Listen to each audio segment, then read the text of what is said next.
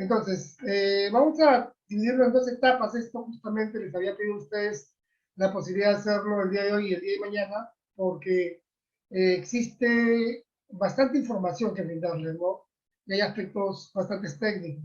Y los he juntado los 2 días para que ustedes puedan, digamos que, sentirlo como una sola clase. Ahora, lo que vamos a ver el día de hoy es la licitación pública, el concurso público, la adjudicación simplificada, las etapas de convocatoria, registro de participantes, absolución de consultas y observaciones, integración de bases, evaluación y calificación, y el otorgamiento de la buena prueba. Hasta ahí debemos llegar, ¿no? Salvo que el tiempo no gane.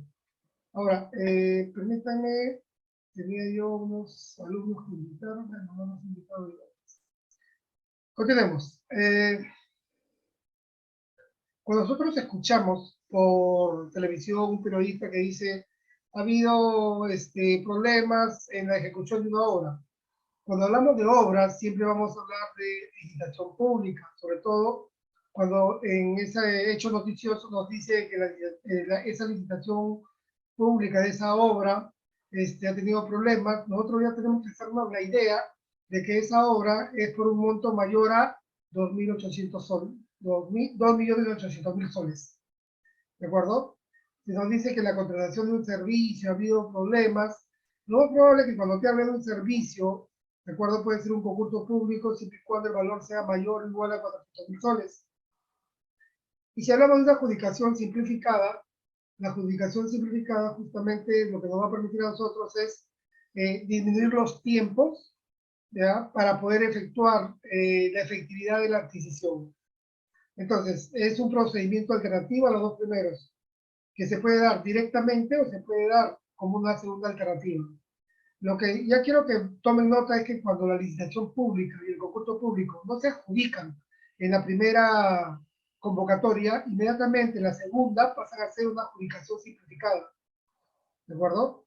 Sin embargo, ese es el segundo tipo de adjudicación simplificada. No se cambia nada, tal cual fue la convocatoria si las bases administrativas se mantienen.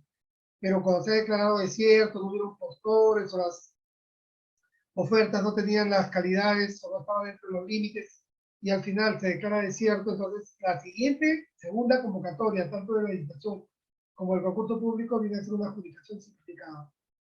¿De acuerdo? Ahora, a través de un cuadro, a través de una serie de elementos que he preparado, les voy a explicar las características de esto. El hecho es que conociendo la licitación pública y el concurso público van a entender el procedimiento de selección del resto. ¿De acuerdo? Y cuando digo el resto estoy hablando de los otros procedimientos de selección. Veamos entonces.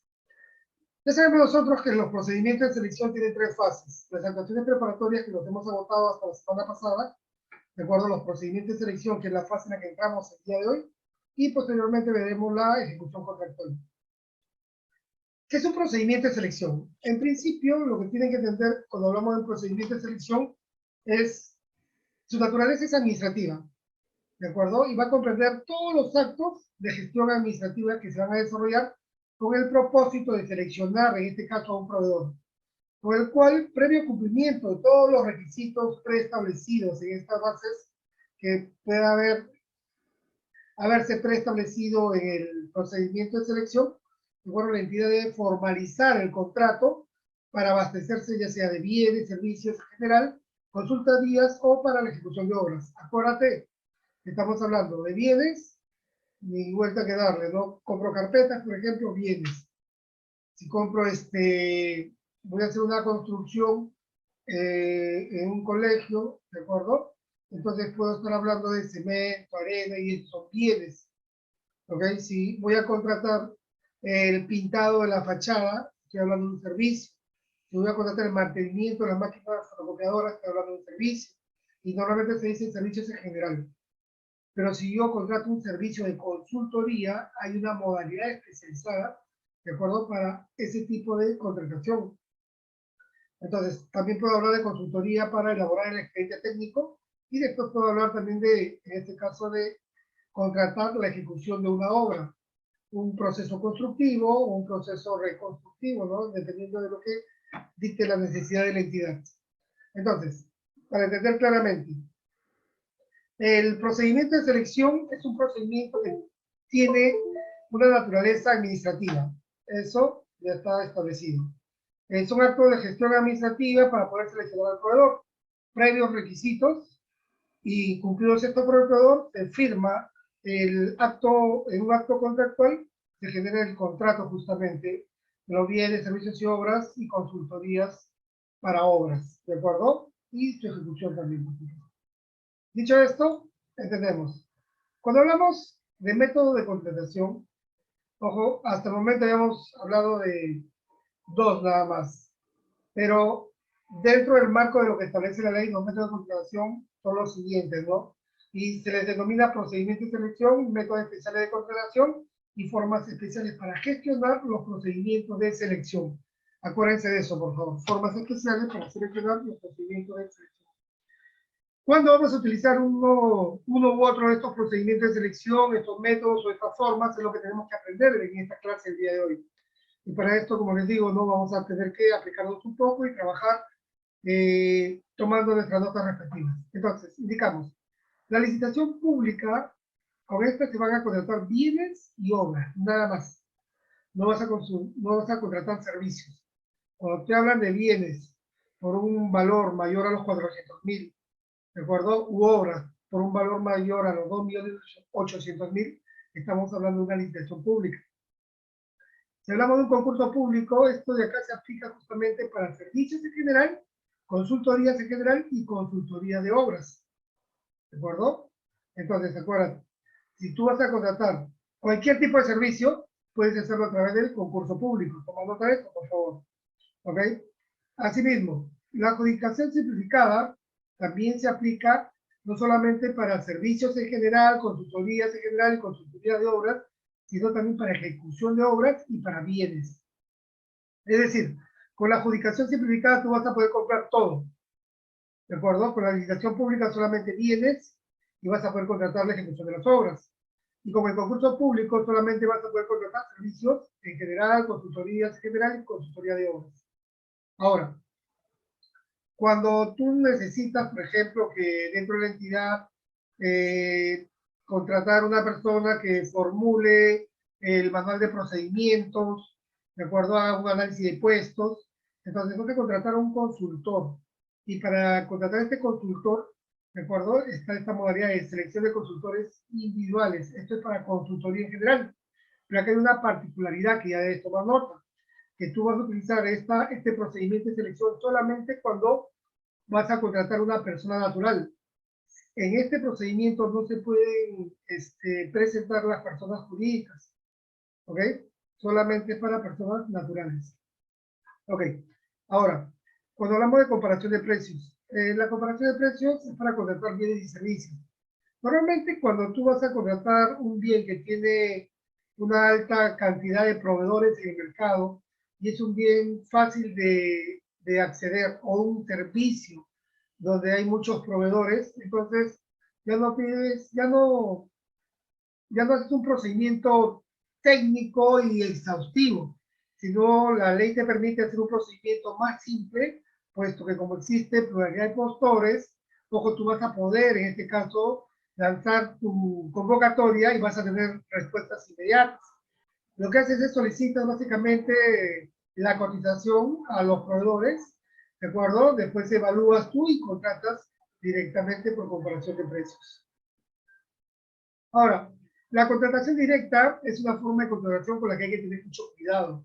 Anteriormente se podía contratar directamente y fue muy mal utilizado esto, ¿no? Tanto es así que el día de hoy la norma ha establecido ciertas causales que van a determinar el que vaya o no vaya a usar este tipo de contratación directa. Causales como el desabastecimiento, ¿de acuerdo? Tú has procedido, por ejemplo, a comprar alimentos para el vaso de leche o comedores populares y te observan el procedimiento, ¿de acuerdo? Te observan el procedimiento y te quedas desabastecido. En esos casos podrías comprarlo, ¿no? Cuando vas a comprar un bien que no existe en el mercado, que tu demanda es demasiado alta y su oferta es demasiado baja, ¿no? Desabastecimiento se justifica, es uno de los propósitos. Otro de ellos es por una situación de emergencia, como la que vivimos, ¿no? Con el COVID en estos años, o como aquella situación de emergencia que se dio con el fenómeno del niño, ¿no? Bajo esas circunstancias sí podrías comprar bajo contratación directa. Y en esta contratación directa se permite, en este caso, que te den los bienes y que después tú regularices, pero dentro de ciertos casos bastante exhaustivos. Entonces, no es que esto está abierto para que pueda ser utilizado en cualquier momento por las entidades, no. Para utilizar la contratación directa tiene que haber causales, ¿no? Causales establecidas en la norma, ¿ok? Para que puedas proporcionar un procedimiento de este tipo. Por ejemplo, si no existe competencia, ¿de acuerdo? En esta contratación directa, acuérdate que la fase de acto preparatorio, la número 1, se quiere ejecutar, ¿de acuerdo? La fase número 2 de procedimiento de selección es la que se va a obviar porque tú direccionas a quién vas a elegir. No hay competencia de proveedores en este tipo de procedimiento de selección.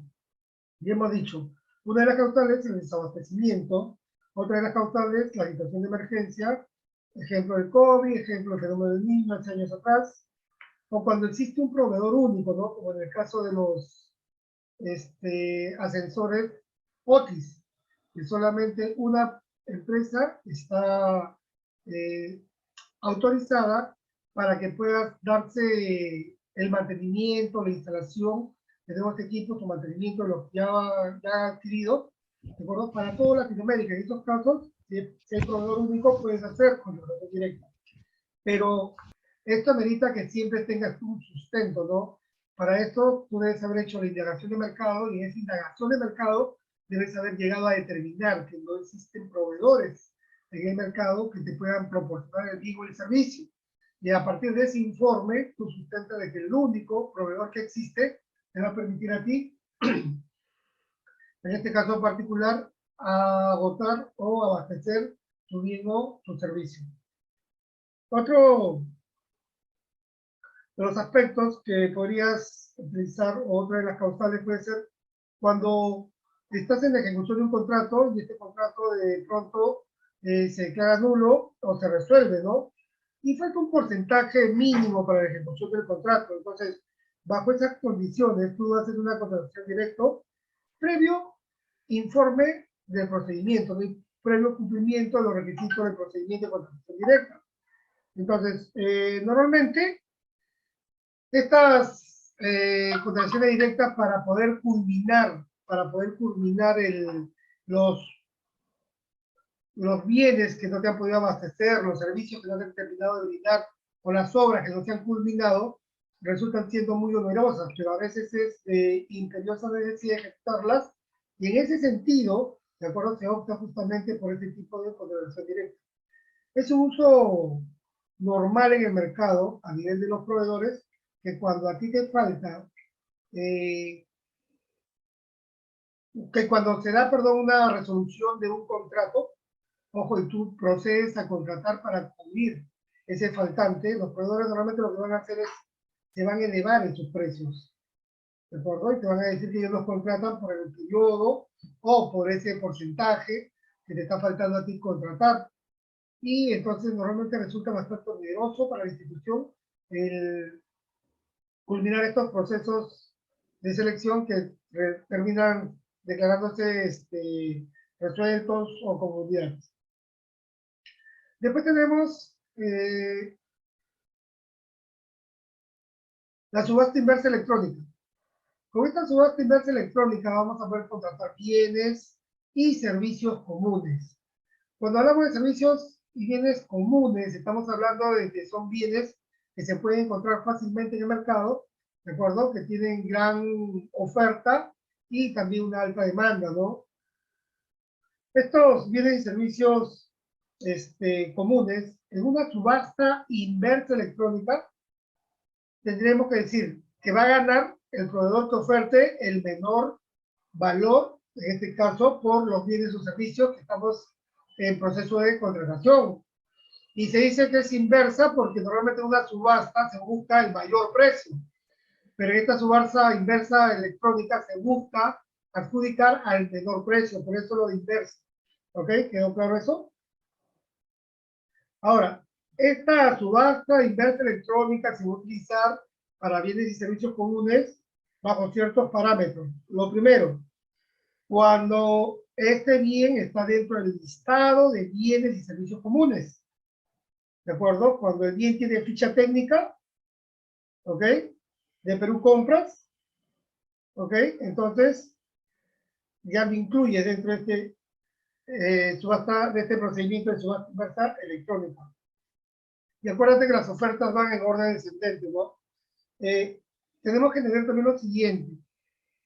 Cuando nosotros vamos a contratar una licitación pública, estamos hablando de que existe un documento. El documento es las bases.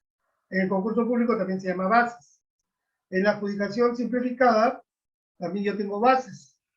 Pero en la selección de consultores individuales ya no se le denomina bases, sino se le denomina solicitud de expresiones de interés al documento, que son al final los documentos del proceso de selección. En este caso, la comparación de precios tampoco se denomina bases, sino se denomina solicitud de cotizaciones. ¿De acuerdo? En la contratación directa, si hablamos de base, ¿ok? Hablamos de bases. En la subasta inversa electrónica, primer requisito, que el bien o servicio esté dentro del listado de bienes y servicios comunes. Ya vamos a explicar en un momento cuando un bien está dentro de ese registro, de ese listado. ¿Ok? Y también hablamos de bases. Entonces, el procedimiento de la subasta inversa electrónica es bastante, digamos que es la forma más sencilla de contratar, o una de las formas más sencillas de contratar, porque al ceñirte tú a las fichas técnicas que tienen estos bienes, tú ya no haces las especificaciones técnicas, tanto por los términos de referencia, sino que utilizas la ficha técnica que ha sido, en este caso, elaborada y que está dentro de los bienes, del listado de bienes y servicios comunes. Lo único que haces es utilizarla y comenzar a desarrollar tu procedimiento de selección. Ahora, hay una metodología, ¿no? Como ustedes saben, todo esto se hace a través del SEACE. Y el SEACE va a darse primero la convocatoria, de ahí va a haber la presentación de ofertas, y a partir de la presentación de ofertas se va a establecer un cronograma para poder hacer los lances y las pujas. ¿Qué vienen a ser los lances? Los lances vienen a ser cuando los proveedores, todos, son convocados, por ejemplo, a las 10 de la mañana del 9 de agosto, para que se contrate un tipo de bien específico. Entonces, todos deben estar conectados a esa hora y a la hora señalada, lo que hace, en este caso, el Sistema Electrónico de Contrataciones Estatales, el CAC, es apertura, ¿de acuerdo? La etapa de lances y pujas. ¿Qué es un lance? Yo como proveedor que me he presentado, ojo, a este proceso de selección, agarro y digo, no, yo voy a ofertar por 100. Y de pronto, un segundo ofrece 99, un tercero ofrece 110. Al que ofrece 110 se le va a poner en rojo, al que ofrece 100 se le va a poner una lucecita amarilla en su pantalla, y al que ofreció 99 se le va a poner una lucecita en verde. ¿Qué significa eso? Que el menor precio, de subasta inversa electrónica, el menor precio está ganando. Se le da unos 3 a 5 minutos, dependiendo de cómo se ha establecido, la forma, cómo se va a proceder en esta subasta inversa electrónica, e inmediatamente se le solicita que vuelvan a hacer un segundo lance. Y en ese segundo lance ya los proveedores participantes lo que hacen es, en ese tiempo, evaluar sus costos, ¿de acuerdo? Y determinan hasta cuánto se pueden ir bajando, ¿no? En el precio del servicio, del bien que están ofertando a través de estos lances y pujas. Entonces, tal vez el que ofreció 110 ahora ofrece 95. El que ofreció 100 ahora ofrece 94. Y el que ofreció 99 ofrece 97, entonces ese 97 está en rojo, el de 95 está en amarillo, y ahora el que ofreció 94 está en verde, ¿no? Y así se va dando las pujas. Una vez que este periodo de pujas y lances termina, ojo, gana el que tuvo el menor precio, es decir, aquel que tuvo la luz verde, ¿ok? En el caso de que haya igualdad, lo que se hace es un sorteo, ¿no? Y el mismo sistema te lo efectúa, ¿no? Y te indica, o sea, todo se hace a través del CAC y el CAC lo simplifica. Tal vez El CAC es el sistema, es un sistema que nos ha permitido a nosotros avanzar bastante en los procesos de contratación, porque evita manipulación de información, evita favoritismos, ¿de acuerdo? Que cumplen los principios de igualdad de trato, ¿de acuerdo? Libre competencia, publicidad, transparencia. Entonces, todos esos principios, ¿no? Con toda esta metodología implementada en el CAC, se cumplen permanentemente. Y en ese sentido, esto lo implementó el doctor Salazar Chávez cuando fue presidente por 4 periodos del OCE. Una persona muy versada en estos temas, ¿no? Muy reconocido también en el mundo académico. Ok, entonces este procedimiento de subasta inversa electrónica es un procedimiento bastante sencillo, ¿no? Una vez que ya tienes el ganador, simplemente descargas el expediente del CAC, ¿de acuerdo? Ojo, y verificas que el proveedor haya cumplido las declaraciones juradas, que incluso ya deben estar colgadas en el mismo CAC, ¿ok? Determinas el orden de prelación, ¿ok? Y simplemente derivas al usuario, ¿ok? Para que ellos, ojo, queden a la espera de la contratación del bien, ¿no? Y a los 3-4 días la contratación se está ejecutando bajo esos parámetros, ¿no? Entonces, si el área usuaria, ¿de acuerdo? Nos elabora el requerimiento y nos envía un bien que está dentro del listado de bienes y servicios comunes, lo que vas a hacer en tu procedimiento de selección, ya no vas a pedir requerimientos, sino que vas a usar la ficha técnica, ¿de acuerdo? La pegas en la parte de la sección específica donde va el requerimiento, como les mostré en la clase anterior. Ojo, entonces, uno de los aspectos que usted debe tomar nota en este instante es que si le solicitan un bien o un servicio que está dentro del listado de bienes y servicios comunes, usted ya no ve nada de licitación pública, concurso público, adjudicación simplificada, selección de consultores, comparación de precios, contratación directa, sino de frente usted ya sabe si está el listado y tiene ficha técnica, entonces lo va a inversa electrónica. Esa es la primera anotación que deben tener en cuenta, caballeros, señoritas. El siguiente procedimiento, que son el método especial de contratación, son los catálogos electrónicos. Cuando hablamos de catálogos electrónicos, fundamentalmente, ojo, cuando el producto o bien tiene ficha homologada, o es más, es un bien que tiene tanta demanda que tiene su propio catálogo electrónico. Es decir, es un bien que tiene variaciones, 5 variaciones, entonces tiene un catálogo, de acuerdo con sus 5 variaciones, con todo su nivel de detalle y especificaciones. Entonces, en estos casos, el método de contratación es el catálogo electrónico de acuerdo marco. Y también tengo que decir que dentro de este método de contratación no hablamos de bases, sino hablamos de documentos asociados.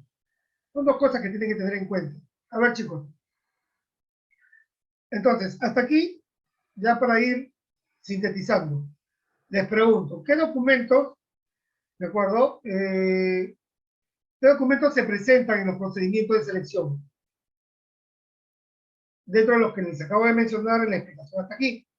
¿Qué documentos se presentan en el procedimiento de selección? O en los procedimientos de selección.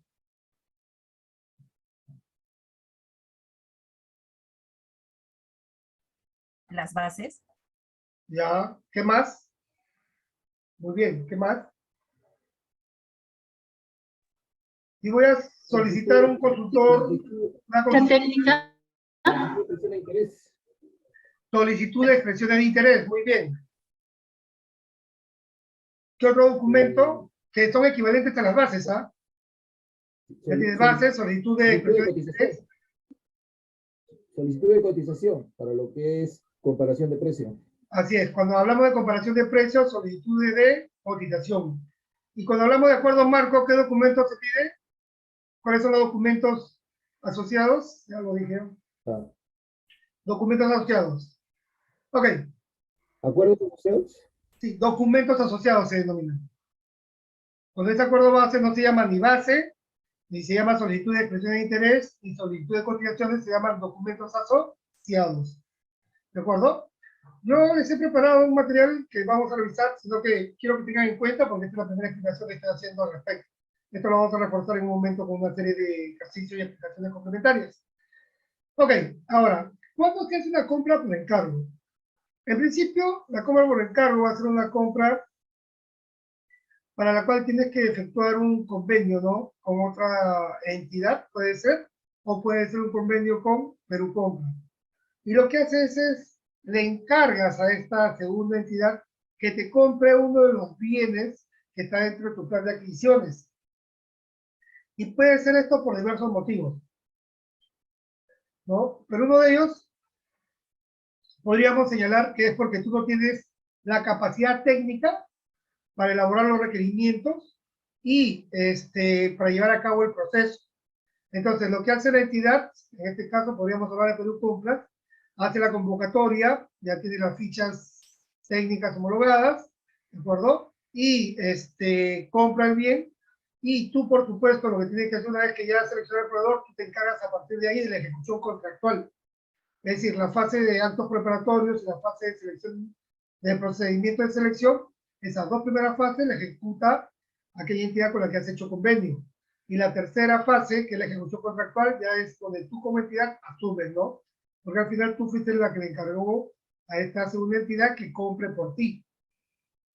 Pero eso no significa de que este procedimiento de selección o esta contratación no va a estar dentro de tu plan anual de contrataciones. Por supuesto que sí va a estar, ¿ok?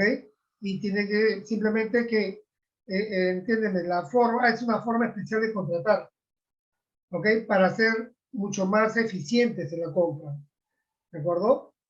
Entonces, ahorita vamos a ver justamente un pequeño video al respecto. Hay otro tipo de compra muy similar, es una compra corporativa.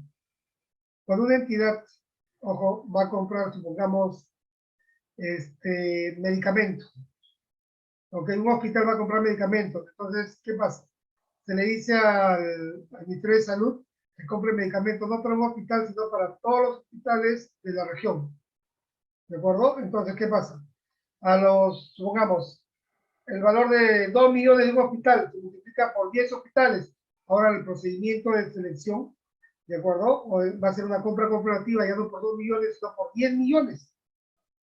¿Qué es lo que se busca con esto? Pues lo que se busca con esto es que se aproveche la economía de escala, es decir, a mayor demanda, el precio, en este caso, debe disminuir, ¿de acuerdo?